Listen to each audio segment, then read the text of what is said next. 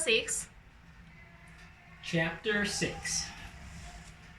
On August 12th, my husband and I drove to North Carolina where my husband's family lives.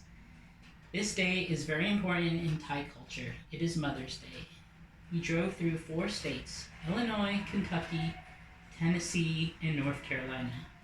I especially enjoyed driving through the mountains. Our trip took 12 hours, so we felt a little bit tired. Moreover, I felt nervous before I met my husband's family. It was such a long journey and the first time for my husband and me to travel together. We headed to my sister-in-law's house first, for we needed to drop our stuff off there. It was not so far from my parents-in-law's house, about 5 kilometers. I was impressed with my sister-in-law, for she is a medical doctor. Her name is Kendall, but I decided to call her my princess, because she looks like Princess Diana. She especially looked like Princess Diana when she wore a bridal dress, and with the diamond crown in pictures I saw in her house. She lives with her husband Dennis, whom I call Mr. Kindness because he is very kind and always smiles. He is the vice president of an electric company, and he is one of the nicest people I know. Inside their house, it was rather cold for me because they kept the temperature very low with the air conditioner. I needed 6 blankets over my body at night when I was sleeping to keep me warm. Before going to bed, the 7 of us had a great dinner, and it was quite delicious. We had Italian lasagna, mashed potatoes, steaks, sweet corn, and vegetables. Everyone else had wine, but I don't drink alcohol. It was a wonderful dinner at my parents-in-law's house. My father-in-law, Victor, is a retired doctor who lives in a big house with my mother-in-law, Frida, a retired nurse. The dinner at their house was unusual and magnificent, for my husband has only one elder brother, David, who lives in Norway but flew to visit us. David has a Norwegian wife whose name is Kirsten, and she is a school teacher in Oslo. I call David Mr. Fitness because he has competed in triathlons and works out every day, sometimes twice a day. Everyone in my husband's family meets about once every 2 years. David came to the U.S. on a business trip, but he also visited us too. He got a master's degree in international business in Switzerland, and he also has a law degree from America. Everyone treated me like a member of the family and not a stranger or a guest. They made me feel welcome and not out of place or awkward. I felt very comfortable, even though that was the first time I had met them in person.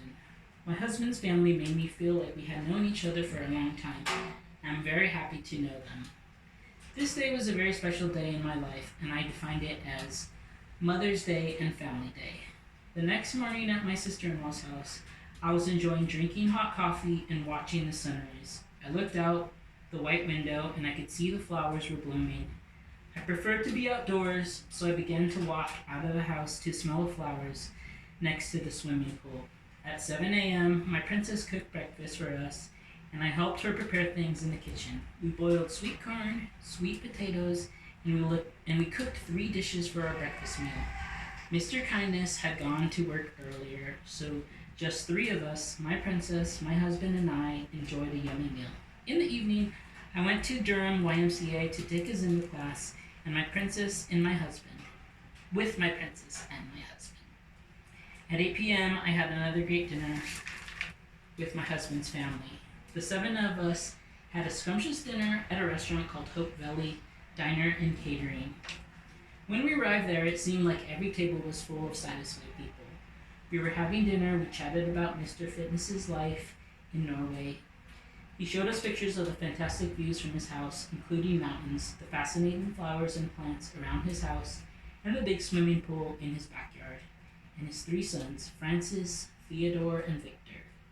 We felt proud of him and see his family in Norway as a model family.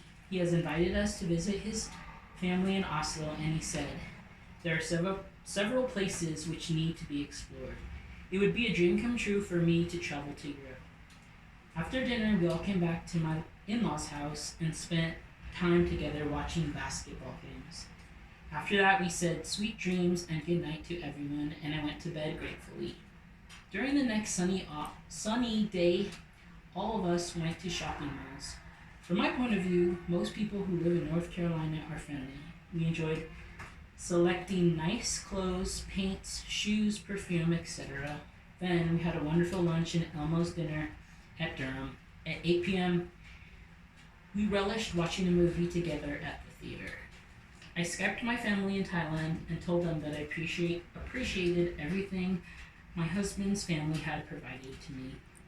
It was the highest standard of living in my life. I felt most satisfied, and I had lots of gratitude. My family in Thailand told me they are a paragon of a family, and I agreed with them.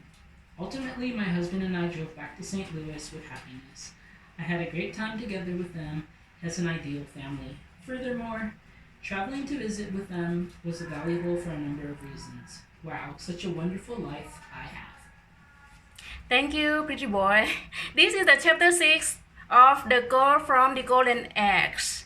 Thank you guys for subscribing and following.